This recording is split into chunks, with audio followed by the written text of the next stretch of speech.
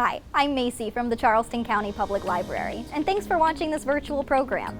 September is Library Card Sign-Up Month, and your Charleston County Library card is the key to a wealth of information and resources for free. Of course, we have tons of books. We also have movies, telescopes, museum passes, and gaming tablets for kids. And your library card gives you access to tons of digital content, like ebooks, audiobooks, music, and magazine subscriptions, plus access to databases for professional development, learning a new language, and genealogy research. Your library card is available for free if you live in Charleston County. Just stop by your neighborhood branch with your proof of address and your ID. For more information, visit ccpl.org.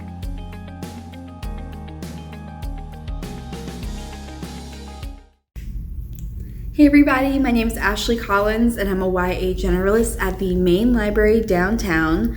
And today we're going to be talking about some YA titles that are perfect to read during Hispanic Heritage Month. These are 5 titles, contemporary and fantasy, totally a mix of different genres that all just share a different perspective from a teen's life in America through their heritage and what it's like coping their cultures and their heritage into their other culture of being American as well. A lot of these books are available online as well, so if you're more of a digital person, you can definitely check there for these titles. With that being said, let's get started.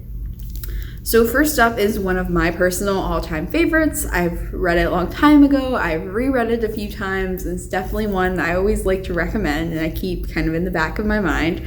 And that is Aristotle and Dante, Discover the Secrets of the Universe by Benjamin Alire-Sáenz. This one is a great coming-of-age, contemporary high school story about 2 teens who couldn't be more different. Aristotle is a really angry teen and his brother is in jail while Dante is kind of a know-it-all, and as a result, he's kind of a loner because his way of looking at the world is so different and unusual. So when the two they meet in a swimming pool, no one, let alone Ari and Dante, even think they're going to become friends. But to their surprise, they start to bond and they discover they have more in common than they thought. This bond begins to form into a friendship that would last a lifetime. And as the two start to become friends and help each other through their issues and their tough times, Ari and Dante will learn that the most important truths about themselves and the kind of people they want to be. This one is an LGBTQ title. Ari and Dante do begin to fall in love, which of course complicates their feelings on identity, their feelings with their family, their feelings with themselves. So it's definitely just a super moving, emotional story, but can't recommend it enough. This one's really, really a special one and a great place to start if you're looking for something for Hispanic Heritage Month. So next up, I want to introduce you guys. If you haven't heard of this author already, she is a huge up-and-coming YA author. She's a wonderful writer as well. And that author is Elizabeth Acevedo, and this book is The Poet X, which is her first novel. This is her debut. She writes entirely in verse. So far, all of her books have been in verse.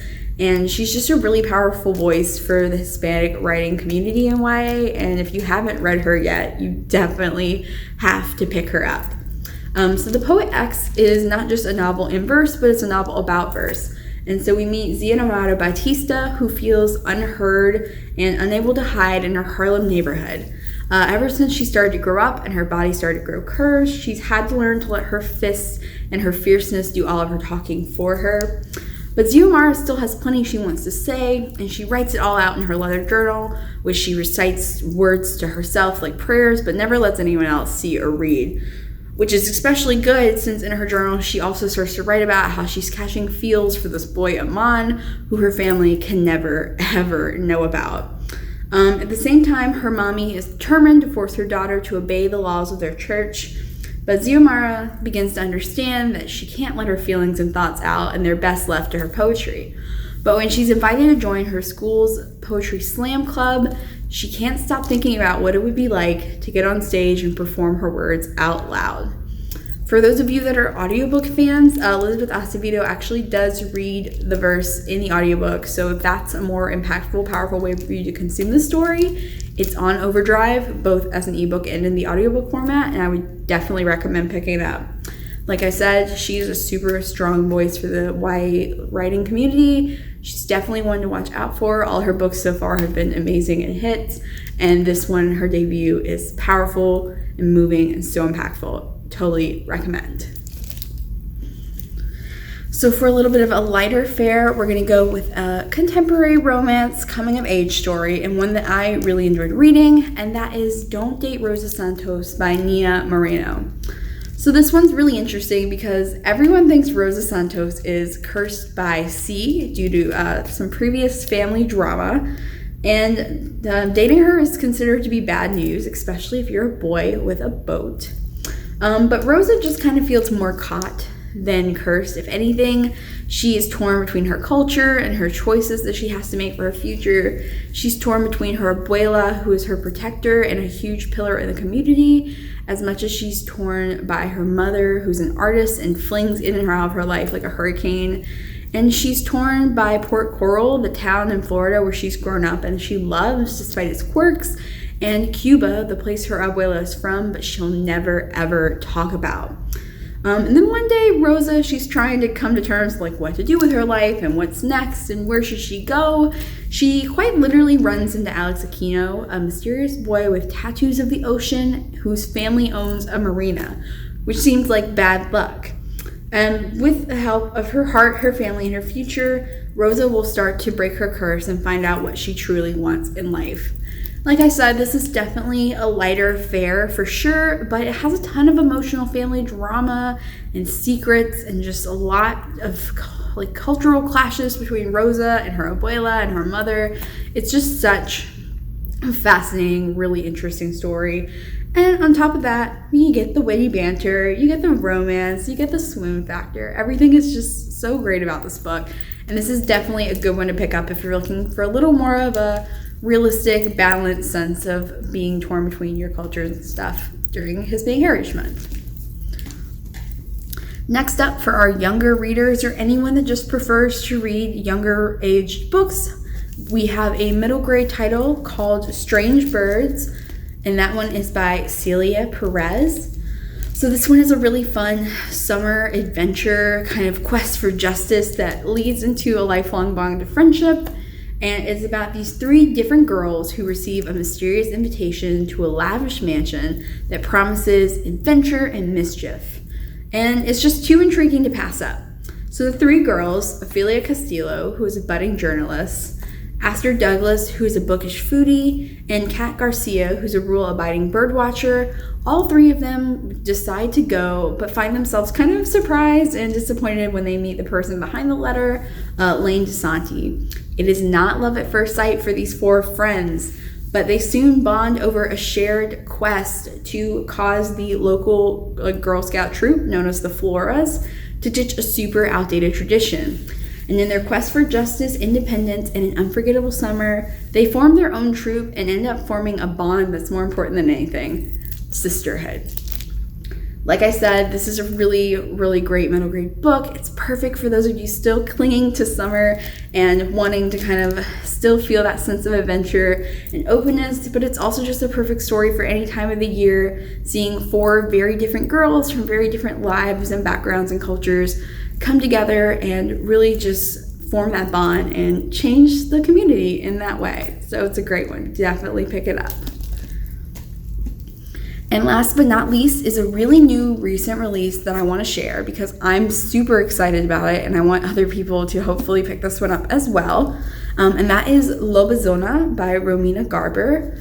This one is a really interesting fantasy that takes the concept of being an illegal immigrant and just immigration in general into a fantasy twist and just really blows you away. It's the first in the series, so definitely something to pick up if you're looking for something to keep going with throughout this Hispanic Heritage Month.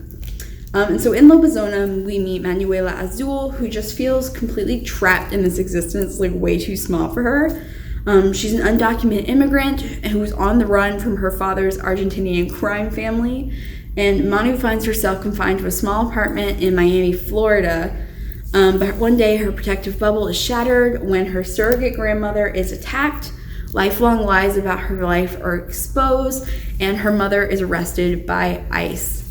So even though Manuela is without a home and without answers, she's also finally without her shackles. And so she starts to uncover secrets about her past, using her only clue, a mysterious emblem in the letter Z. And that leads her to a secret world buried within our own. A world connected to her dead dad's Argentinian culture, his criminal past, and a world straight out of Argentinian folklore, where the 7th consecutive daughter is born a bruja and the 7th consecutive son is born a Lobazona, or a werewolf. And as Manu begins to uncover her story and traces her heritage all the way back to a cursed city in Argentina, she learns it's not just her U.S. residency that's illegal, it's her entire existence. Like I said, this just is fascinating to me. It sounds so good. It's such a clever way to take a modern issue and something that's affecting so many people and turn it into a really interesting fantasy, and not only do that, but make it an entire plot point and a central aspect of the folklore itself. So definitely one to pick up, and definitely one I really recommend if you're looking for something fresh and new. So those are my 5 titles for YA for Hispanic Heritage Month. I hope you check out all the other content we're putting out for this time, because there's a lot of great stories and a lot of great ways to learn about different cultures through this month and be aware of just different experiences and share some empathy for all of that. And of course, a lot of this can be checked out digitally, so if that is more your speed, check out Overdrive and Hoopla for more information. With that being said, hope y'all have a good one, and I'll see you next time. Bye!